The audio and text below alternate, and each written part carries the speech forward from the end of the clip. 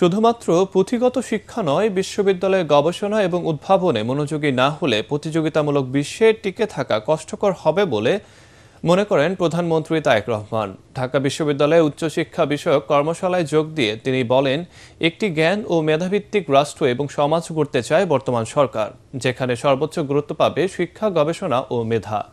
তারেক রহমান আরও বলেন, ক্যাম্পাস থেকে উদ্যোক্তা তৈরির সুযোগ করে দিতে হবে, যাতে তরুণরা চাকরির উপরে নির্ভরশীল না হয়ে পড়ে।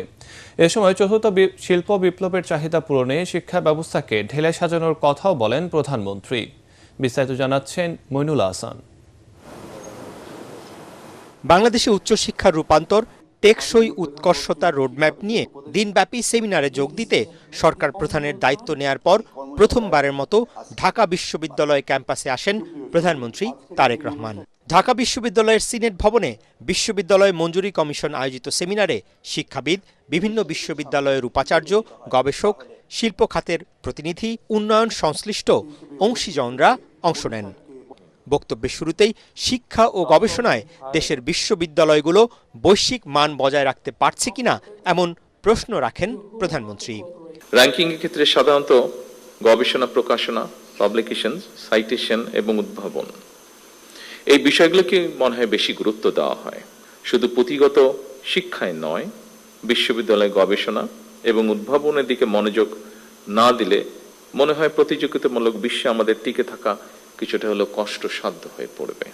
অ্যালুমনাইদেরকে বিশ্ববিদ্যালয়গুলোতে শিক্ষা ও গবেষণা উন্নয়নে সম্পৃক্ত করার উদ্যোগ নেওয়ার জন্য আমি উপস্থিত শিক্ষাবিদদের প্রতি বিনীত আহ্বান জানাই।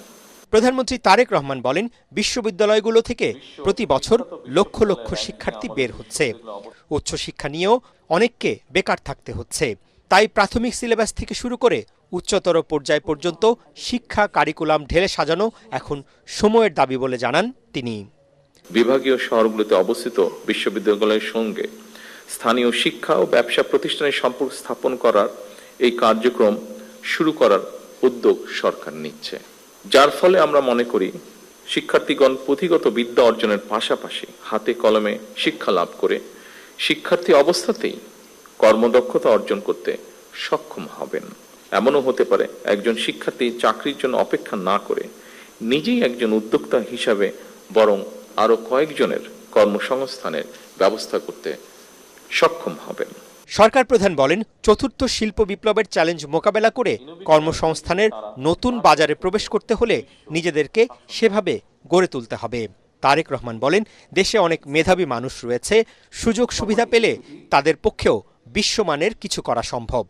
আমাদের সামর্থ্য সীমাহীন না হলেও সীমিত সম্পদের কার্যকর ব্যবহারের মাধ্যমে অবশ্যই আমাদের পক্ষে নতুন কিছু করা সম্ভব বলে আমি দৃঢ়ভাবে বিশ্বাস করি। আমাদেরও প্রচুর মেধাবী মানুষ রয়েছেন, যারা সুযোগ বা সুবিধা পেলে বিশ্বমানের কিছু করা তাদের পক্ষে অসম্ভব নয়। প্রধানমন্ত্রী জানান, জনগণের কাছে দায়বদ্ধ এই সরকার বর্তমান এবং ভবিষ্যৎ প্রজন্মের জন্য একটি নিরাপদ বাংলাদেশ বিনির্মাণ করতে চায়।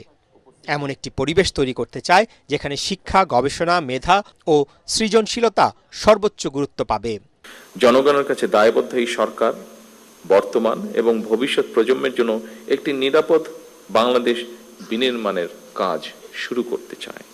জ্ঞান ও মেধাভিত্তিক সমাজ গঠনের মূল ভিত্তি হলো এমন একটি পরিবেশ তৈরি করা যেখানে শিক্ষা, গবেষণা, মেধা, যোগ্যতা এবং সৃজনশীলতাই গুরুত্ব পাবে সর্বোচ্চ। পরে প্রধানমন্ত্রী ঢাকা বিশ্ববিদ্যালয়ের শিক্ষার্থীদের সাথে মতবিনিময় সভায় যোগ দেন। মইনুল আহসান, এটিএন বাংলা, ঢাকা।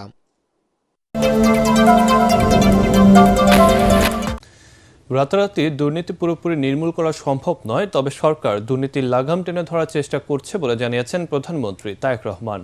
ঢাকা বিশ্ববিদ্যালয়ের শিক্ষার্থীদের সাথে মতবিনিময় সভায় দুর্নীতি দমনে তরুণদের সহায়তা চান তিনি। অধ্যাপক মুজাফফর আহমদ চৌধুরী অডিটোরিয়ামে প্রধানমন্ত্রী বলেন, নতুন প্রজন্মের প্রত্যাশিত বাংলাদেশ গড়ে তুলতে রাজনৈতিক স্থিতিশীলতার বিকল্প নেই। তার মতে যে কোনো সংকট সমাধান হতে হবে সংসদে, আলোচনার টেবিলে। মইনুল আহসানের আরেকটি রিপোর্ট।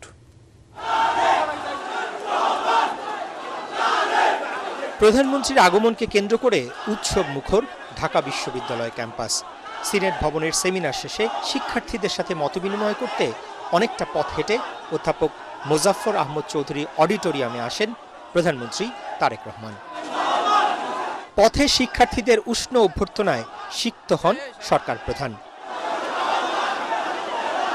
মতবিনিময়ে শতাধিক মেধাবী শিক্ষার্থীর মুখোমুখি প্রধানমন্ত্রী তারেক রহমান।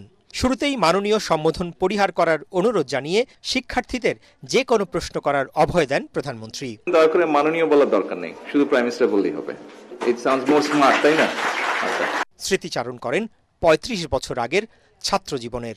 ওদিন নিয়ে কথা বললে তো আমরা এগোতে পারবো না, আমাদেরকে ভবিষ্যৎ নিয়ে আলাপ করতে হবে। হলের সিট সংকট, গ্রন্থাগারের আধুনিকায়ন, গবেষণার সুযোগ বৃদ্ধি সহ নানা বিষয়ে শিক্ষার্থীদের প্রশ্নের সূত্র ধরে আসে দুর্নীতির প্রসঙ্গ। বালিশ কেনা হয়েছে, এই গল্প কয়েকদিন ধরে পত্রিকায় আসছে, দেখেছি ৮০,০০০ টাকা করে বালিশ। ওই বালিশে শুলে ঘুম হবে কিনা এটা আমার একটা চিন্তা। অনেকে একটা কথা বলে যে হ্যাঁ আমরা একদম জিরো টলারেন্স দুর্নীতিতে। এটা একটা অবাস্তব ব্যাপার। Do you believe this? আমরা যেটা চেষ্টা করছি এই বিষয়টাকে যতটুকু লাগাম টেনে ধরা যায়। এত বছরের বিষয়টা আমরা ২ মাস, ৬ মাসে, ১ বছর, ২ বছরে পাবো না। এটা একটা হ্যাবিটের ব্যাপার, কিন্তু আপনাদের হেল্প করতে হবে আমাকে, আদারওয়াইজ আমরা পারবো না। শিক্ষার্থীদের প্রশ্নের খোলামেলা উত্তর দেন প্রধানমন্ত্রী। যেহেতু আমি অ্যাপ্লাইড কেমিস্ট্রি নিয়ে পড়াশোনা করছি, সেক্ষেত্রে আর্টসের স্টুডেন্ট, অ্যাপ্লাইড কেমিস্ট্রি কি বুঝবো আমি। কখনো হেসে সন্তানতুল্য শিক্ষার্থীদের আপন করে নেন, কখনো তথ্য উপাত্ত দিয়ে তরুণ প্রজন্মের কাছে সরকারের ভবিষ্যৎ পরিকল্পনা তুলে ধরেন তিনি। কারিগরি ইনস্টিটিউট যেগুলো আছে এইগুলাকে আমরা স্ট্রেনথেন করতে চাচ্ছি, এগুলাকে মোর মডার্নাইজ করতে চাচ্ছি। একই সাথে আমরা যেটা করতে চাচ্ছি সেটা হচ্ছে যে ল্যাঙ্গুয়েজের উপরে আমরা এমফেসাইজ দিতে চাচ্ছি। শুধু তো পড়লে হবে না ভাই, পড়ার সাথে আমাকে খেলাধুলার মধ্যে থাকতে হবে, পড়ার সাথে আমাকে আর্ট অ্যান্ড কালচারের মধ্যে থাকতে হবে। বিএনপি সরকারের কাছে তরুণ যুবক সহ দেশের মানুষের বিপুল প্রত্যাশার বিষয়টি প্রতিনিয়ত উপলব্ধি করেন জানিয়ে প্রধানমন্ত্রী জনগণের আকাঙ্ক্ষা পূরণে সবার সহযোগিতা চান। আমরা যদি দেশের রাজনৈতিক পরিস্থিতি স্থিতিশীল না রাখতে পারি তাহলে কিন্তু আমরা কোনো কিছুই তৈরি করতে পারবো না। এই ক্ষেত্রে আমি মনে করি আপনাদের প্রত্যেকটা স্টুডেন্টের একটা বড় কিন্তু ভূমিকা আছে। আমরা রাজনীতি করব, আমরা রাজনীতি করেছি, রাজপথে অনেক কিছু করেছি, বাট এখন স্থিতিশীলতা আসতে হবে, রাজনীতিকে সংসদে যেতে হবে।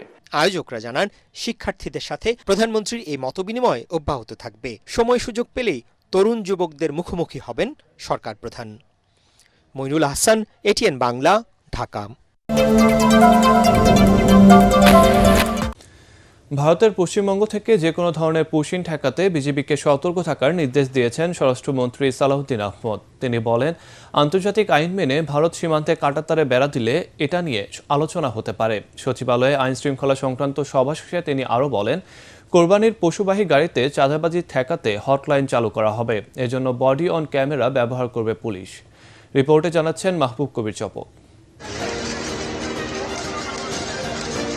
পশ্চিমবঙ্গে মুখ্যমন্ত্রীর দায়িত্ব নিয়ে সীমান্তে কড়াকড়ি আরোপের ঘোষণা দেন শুভেন্দু অধিকারী।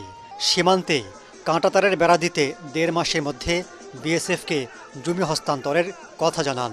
সীমান্ত সুরক্ষিত করার জন্য বিএসএফ এর প্রয়োজনীয় জমি হস্তান্তর সম্পূর্ণ করতে হবে। পশ্চিমবঙ্গের সাথে বাংলাদেশের ২,২১৬ কিলোমিটার সীমান্ত রয়েছে।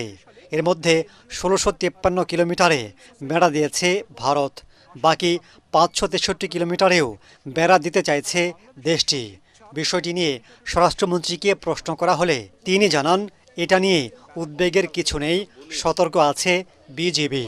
এখানে কাঁটাতারের বেড়া যদি ভারতীয় সীমানার মধ্যে নোম্যান্স ল্যান্ড বজায় রেখে যদি সেই দেশ দিতে চায়, সেটা ডিপ্লোম্যাটিক ওয়েতে আমাদের আলাপ আলোচনা হবে, কিন্তু সেরকম কোনো ইস্যু তো প্র্যাকটিক্যালি ভারত সরকারের পক্ষ থেকে আমরা দেখিনি।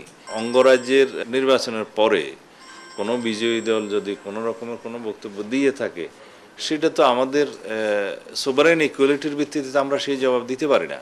আমার দায়িত্ব হচ্ছে যে বর্ডারে নিরাপত্তা নিশ্চিত রাখা এবং যাতে কোনো রকমের পুশিন না হয় সেটার ব্যবস্থা করা, আইন শৃঙ্খলা পরিস্থিতি সেই জায়গায় সমুন্নত রাখা। তবে আমরা সতর্ক আছি, বিজিবিকে আমরা সতর্ক থাকতে নির্দেশনা দিয়েছি। সম্প্রতি বঙ্গোপসাগরের উপর দিয়ে মিসাইল পরীক্ষা চালায় ভারত। এ বিষয়ে বাংলাদেশের অবস্থান জানতে চাইলে এড়িয়ে যান স্বরাষ্ট্রমন্ত্রী। বঙ্গোপসাগরের উপর দিয়ে ইন্ডিয়া যে অগ্নি-5 পরীক্ষা চালিয়েছে, আমি জানি না তুই। স্বরাষ্ট্রমন্ত্রী জানান, ঈদের আগে ও পরে ১৪ দিন সারা দেশের নিরাপত্তা নিশ্চিত করতে হটলাইন চালু করা হচ্ছে। বিরোধী দলীয় নেতা চাঁদাবাজির যে অভিযোগ করেছেন তার তালিকা দেওয়ার আহ্বানও জানান তিনি। মাননীয় বিরোধী দলীয় নেতা যে চাঁদাবাজি বৃদ্ধি পেয়েছে বললেন, তার কাছে যদি কোনো খতিয়ান থাকে আমার কাছে প্রদান করলে বা আপনারা দিলে সেই জায়গাটা আমি অ্যাড্রেস করতে পারবো। চাঁদাবাজি যাতে না হয় সেজন্য আমরা আইনশৃঙ্খলা রক্ষাকারী বাহিনীর কাছে বডি অন ক্যামেরা দিয়েছি, সিভিল ড্রেসে থাকবে, গোয়েন্দা সংস্থা থাকবে। কোরবানির পশুর চামড়া পাচার ঠেকাতে সীমান্তে প্রয়োজনীয় ব্যবস্থা নেওয়া হচ্ছে বলেও জানান স্বরাষ্ট্রমন্ত্রী। চামড়া পাচার যাতে না হয় সেজন্য আমরা প্রয়োজনীয় ব্যবস্থা নিচ্ছি। মাহবুব কবির, চপল, ATN বাংলা, ঢাকা।